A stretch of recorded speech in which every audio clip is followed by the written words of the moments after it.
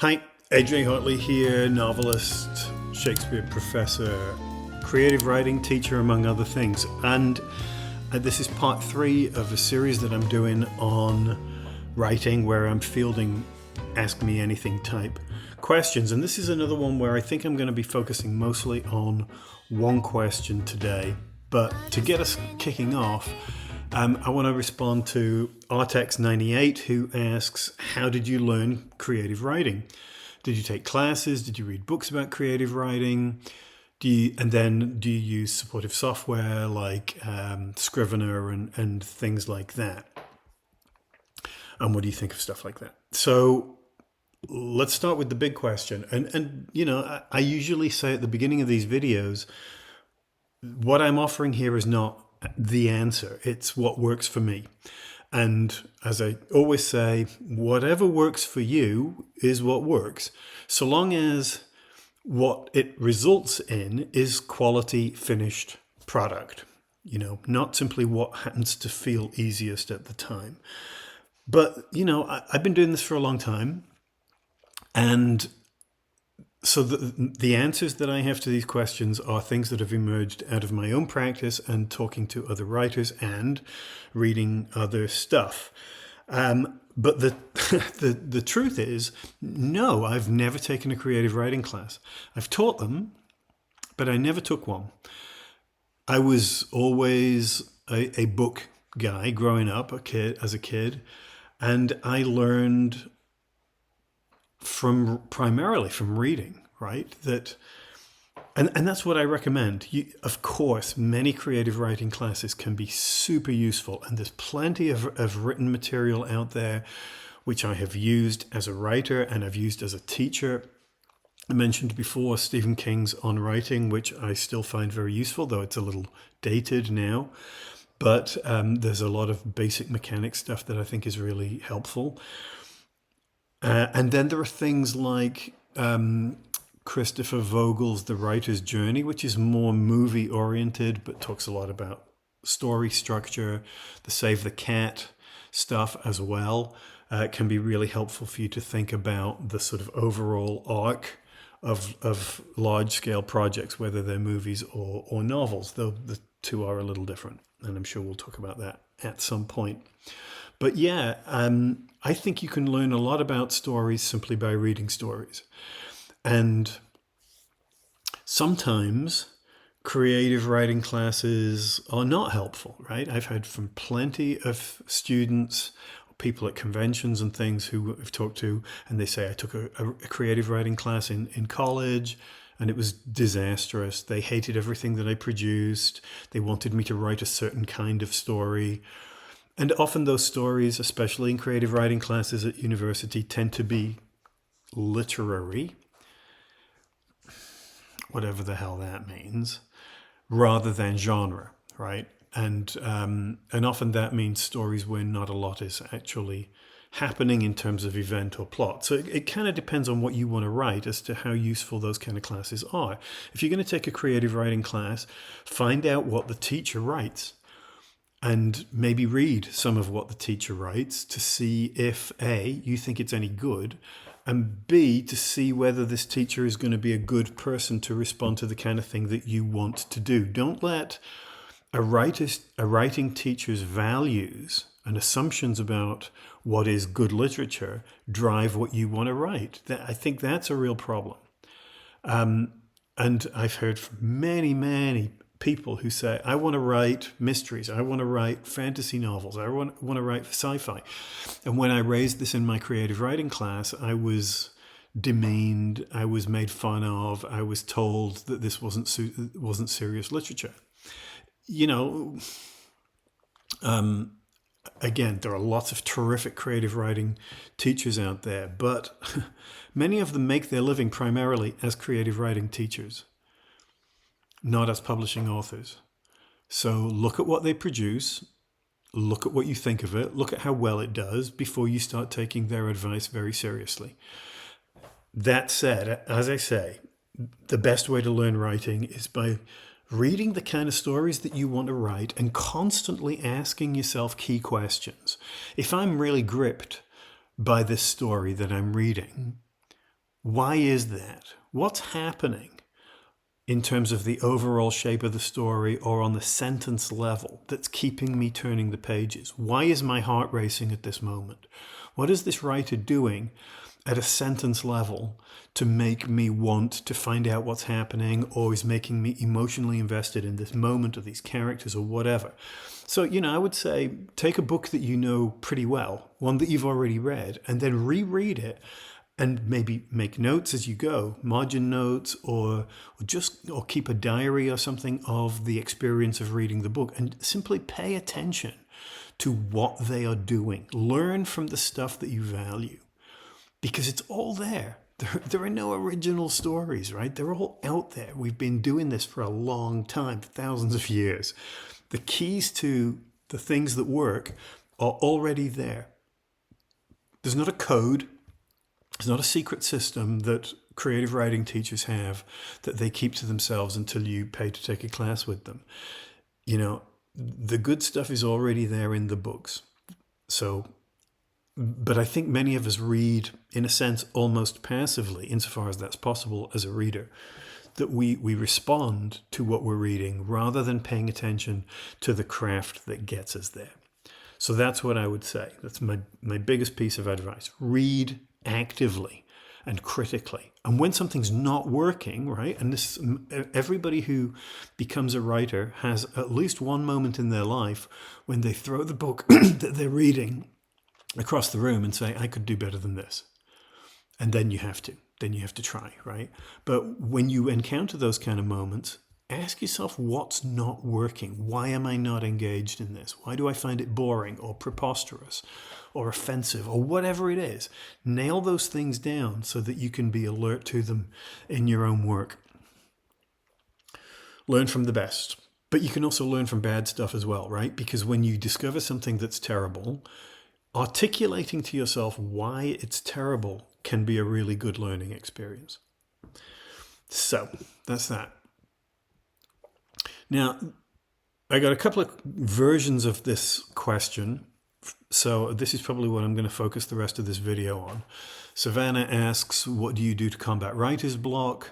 And Job 5861 says, if writer's block can be defined as having no ideas and just staring at a screen, how do you overcome it? So that's an interesting way of putting it, staring at the screen. So I think there are two ways to think about writer's block. One is to say it's the inability to come up with a story idea. And then the other one is it's an inability to move the story that you're working on forward, right? You hit a moment in that story where you're stuck and you don't know how to proceed. Now, these are both, I'm framing these both as matters of you running out of ideas or struggling to find where it goes next. There are other ways, other reasons that people have where they suddenly can't write. And that might be about being exhausted, being depressed, not having enough time because of other things that you committed to, jobs, family stuff, whatever. Those are all very personal, different things that you have to wrestle with, according to your own specific circumstances. So I'm going to focus more on simply I have the time, but I can't figure out where to go. And I've heard people, at conventions, and I've said this as well, when people say, how do you fight writer's block?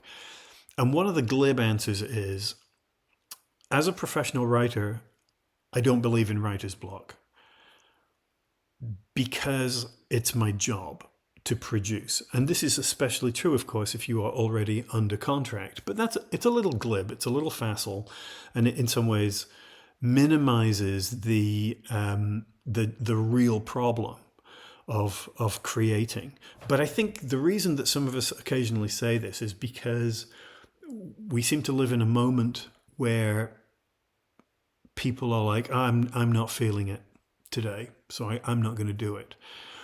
And I've had students do this, in class. So, I know the assignment was due today, but, I sat down to write it last night and I just wasn't in the right mood, so I didn't do it. Okay, so you failed the assignment. I'm actually not that mean as a teacher, but especially you shouldn't have been doing it the night before. Never do an assignment the night before it's due. You should be working on it the moment it's given to you and then revising it at the last moment, because that's the only way you can see what the teacher is going to see, right? It's true of all editing. You don't do the editing right after you do the writing. You write it, then you give yourself some time away from it, and then you edit it, because that's the time where you can see what you actually did rather than what you think you did. You can respond to it as if it was a piece of work written by somebody else. So always, always, always try to put some distance between that first draft and your edit. That's kind of off the point. So let's think of these two scenarios in different ways. The question of I'm stuck on what my story is going to be, that's a tricky one, because the answer to that could be anything, right? It could be that you haven't figured out what kind of a story you want to write. I'm a guy who I've published 26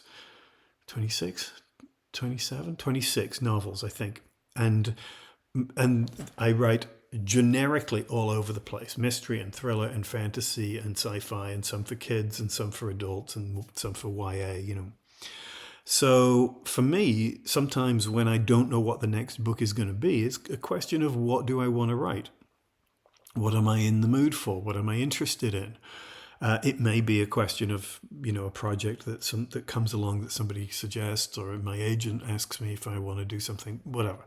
That's a little different. But if I'm just inventing stuff, what my next project is going to be, it is not always clear to me. And I have to embrace the idea that I'm most excited by. But this is also where the I don't believe in writer's block comes from. As a writer, I think story all the time. I almost never find myself completely clueless as to what I want to do next. It's more a question of I have too many ideas and not enough time. And it's a matter of selecting the one that I think is most interesting and then developing it. And that's where I'm more likely to run into the writer's block issue. I might have the premise of a story, and the premise might be something as simple as an idea about a character, or an idea about a situation, an idea about a time period or a moment in history, or something that I'm interested in exploring. But maybe I don't have much more than that.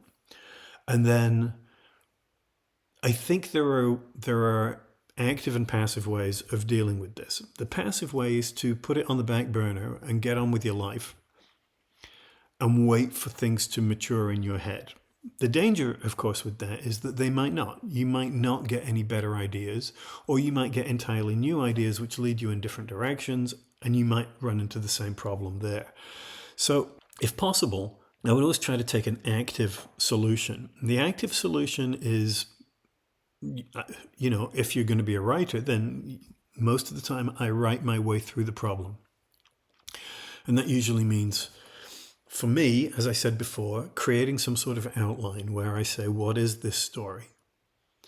And I take whatever bits I have in my head and I'll lay them out, and then I start to say, how do these things connect? What would make this more interesting, more compelling? What would make this situation more difficult for my character, right?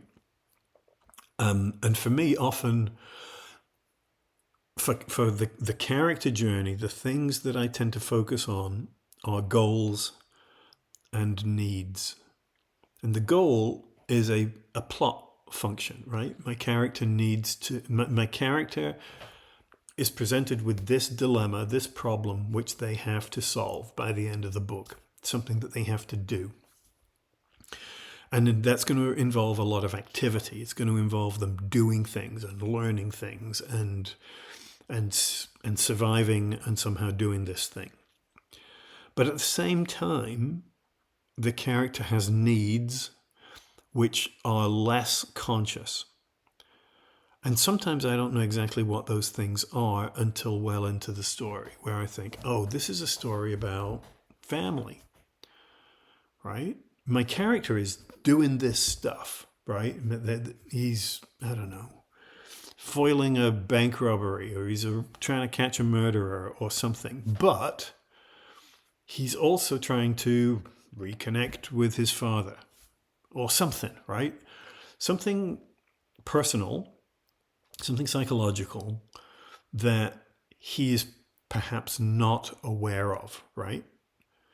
If you're trying to catch a murderer, you know exactly what the situation is. Those are your goals. Those are the conscious things that require you to take active steps. And this advances the story, right? You don't want to be writing a story where your main character is very passive and things are simply happening to them. They need to be, in some ways, the motivating thrust for the narrative. So I'm trying to come up with those things, right? If I know what the goal is, then I'm going to start coming up with the steps that they have to go to reach that goal. The situations, the events, right? I keep saying this, but it's crucial. To have a novel, you need to have a lot of stuff going on. You need to have your main character doing a lot of things and being thwarted, right? One of the sort of conventional ideas, and again, this comes particularly from screenwriting, is that sort of 3-act structure where, and I use this a lot to try and fill out my sense of how the narrative works. And if you think of a movie, particularly, as say 2 hours, the first act may be only the first 25 minutes. And the third act may be only the last half hour. So the second act is by far the longest. If you think in Shakespearean terms, if you think of a 5-act story, then the second act of a 3-act structure is probably acts 2, 3, and 4 from a Shakespeare play, right? So in the first act, we establish who the core characters are, what the major conflict is, what the problem is, and how it has to be solved, right? That sets the thing in motion. And generally speaking, if you're writing genre fiction, that needs to happen quickly. If I'm 50 pages into a story and I don't know what it's about, that's a problem, right? If you pick up a novel, usually the stuff that's on the back jacket, right, the copy that you read that made you buy the book in the first place, all of that's going to happen in the first, 40 or 50 pages, give or take, right? These numbers are not precise by any means, but it has to happen fast because we need to get pulled into the story. We need to have a sense of where it's going. And then the last chunk of the story, the third act of your 3 acts, might be a single event.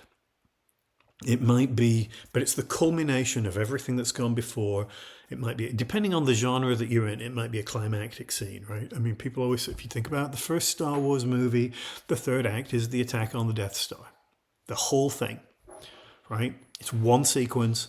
That's the third act. Everything within the narrative to that point has come towards that one event, and then we get a prolonged action sequence, and then the movie ends. There's practically nothing after that, right? Tiny little epilogue where we get awards and things, but that's it, right? So I think it's really helpful when you're dealing with writer's block in terms of trying to figure out what your story is to think in these terms, to build yourself a 3-act model and say, what do I have to get up front here? How does this story work? And then in the second act, how do I prevent my characters from getting to their desired goal? Now, notice this doesn't mean that the story has to have a happy ending or a sad ending or anything. This is just structural. Doesn't mean things work out.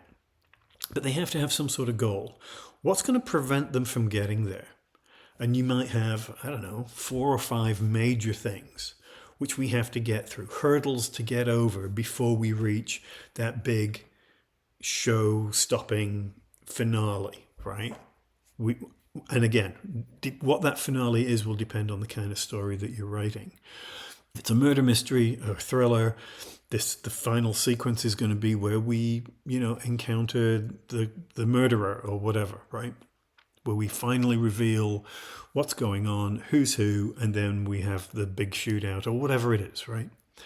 So everything up to that point, our second act has to create those those steps that move us in that direction, but make it difficult for us to get there. So this kind of a thing, I think, this kind of structural approach can be really helpful in countering writer's block, because it helps you to start to fill out that outline, if you're writing an outline, or at least the bullet points or the framework in your head that tells you what kind of a story you're trying to tell. So I would recommend that. But yeah, I think the identification of the genre that you're in, the kind of story that you're trying to tell, these things you can just pick. You don't have to wait for the perfect idea to fall out of the sky. You get something that's workable, and then you commit to that. And again, if you're working with an outline, then you don't lose anything if you work this through in 10 pages and then decide that it's not very good and you want to do something else.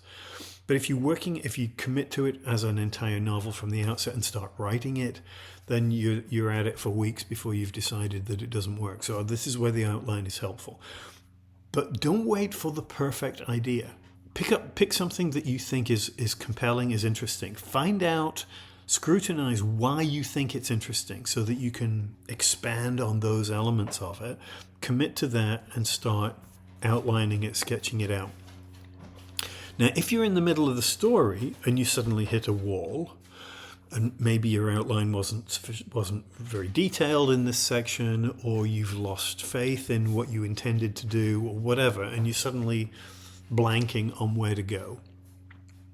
And again, I'm addressing this as being about a failure to have the right idea, rather than I'm now bored by my story. Though that happens, right? You lose interest, you've been working on it too long, you haven't got that draft done quickly enough, and now you're sick of it.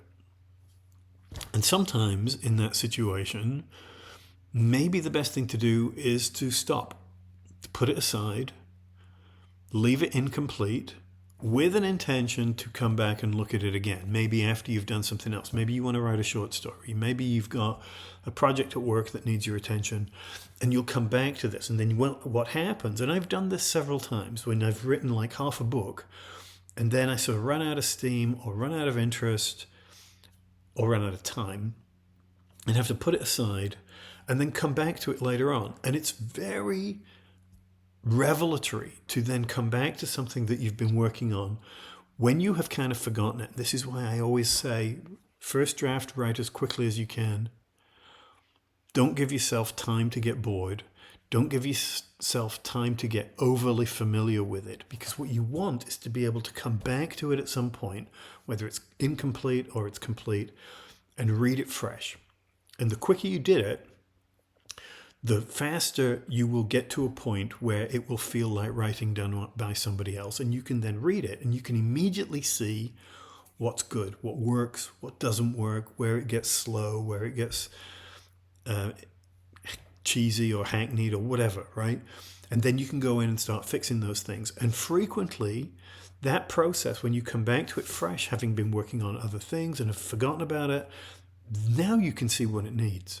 Now you can see where the story needs to go, and you can move from there. Now, that's an extreme situation where you absolutely stonewall and you don't know where to go, and you put it aside and then come back to it at a later date. It's a perfectly valid way of dealing with it.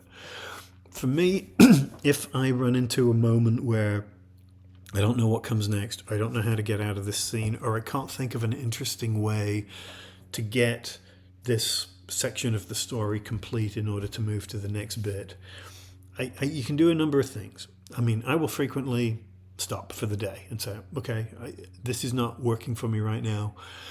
I'll take the dog for a walk. I'll sleep on it. And sometimes right before I go to bed, I will bring my mind back to the story, maybe make a couple of notes, maybe write down specific questions. What's the problem that I'm trying to deal with here? It is amazing how often I will wake up in the morning and the solution or something close to a solution is there in my head, as if your subconscious continues to work on it while you're asleep. And there have definitely been times when I've woken up with a sense of what the answer to the question that I wrote down was. Sometimes that works. Not always, but sometimes it works. Sometimes the best thing you can do is not think about it at all. As I say, go for a walk. Now, when I walk, I am still thinking about the issue. One of the great things about walking is that it requires no conscious effort, right? You're just wandering. And your brain can turn things over. And you can talk to yourself so that all your neighbors think you're an idiot. So, I will do that. But then other times, sometimes go out for a drink with a friend or, watch a movie or something and put your story completely out of your head. And then when you come back to it, it's fresh and maybe the idea is there. Now, the other thing that you can do, and again, this is where an outline is helpful, is if you run into a problem moment and you can't solve how to move on, you can jump over it. You can say, I don't know how to get out of this. I don't know how to get to this next bit. I know what that next bit is. Then write the next bit. Just because we read in a linear fashion from beginning to end, it doesn't mean you have to write that way. Right? So you can skip over the problem section. Say, leave yourself a note. I always put things in square brackets because I don't use square brackets in the actual narrative. So I can quickly search a manuscript and find moments where I've put in square brackets, add cool action scene here, or figure out how character X learns this about character Y here. And then I move on and I go to the next scene, which I know I can see in my head and I know what has to happen there. And frequently in the process of doing this, you'll solve the other problem. You'll realize what it has to be when you're not thinking about it quite as consciously. You can go back, fill that hole, and then edit what follows to make sure that it's smooth. Always have to do that when you're writing in a non-linear fashion, non-sequential fashion. And, for the most part, that's how I deal with it. I think sometimes writer's block gets mystified a little.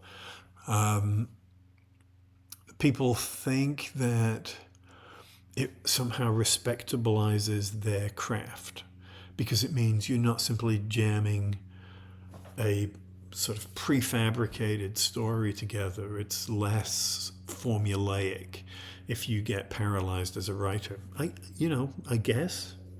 But I think it's really helpful for most writers to think of what they do less as a mysterious communing with the unknown, where you're a very serious artist and your mind is in the clouds and the universe will give you the answer or it doesn't. Most of the time I think it's much more helpful for writers to think about what they do as the process of building something. I do a lot of sort of minor carpentry. And I think that, building a cabinet or a box or something out of wood is actually a pretty good way to think about writing a novel. I've said this before, but, and Stephen King talks about the writer's toolbox, the things that you have in there, that allow you to think about what you're doing as craft rather than as mystery. And I think sometimes that there's something sort of romanticizing about writer's block that makes it sound like it's all cosmic. And I don't like that. To me, writer's block is, you're building a cabinet and the drawer doesn't fit. And you have to figure out how the mechanics of the thing are going to work and which tools you're going to use to make this function and where the support needs to be, right? And what kind of screws you're going to use and what kind of finish you're going to apply on the whole and all that sort of stuff, practical things. Think about it as if you're building it with your hands. I think that's much more helpful than this sort of communing with the universe approach that is sometimes fashionable in creative writing circles. I'm skeptical of that, as I am skeptical of many things. And since I've been talking for a half hour, I think I will leave it at that, though this is by no means exhaustive. So, as ever, please like, comment, subscribe. If you have other particular ideas about these kind of subjects, about writer's block and that kind of stuff, feel free to include them in the comments. And check out my Patreon page. And thank you to my patrons who make this channel possible.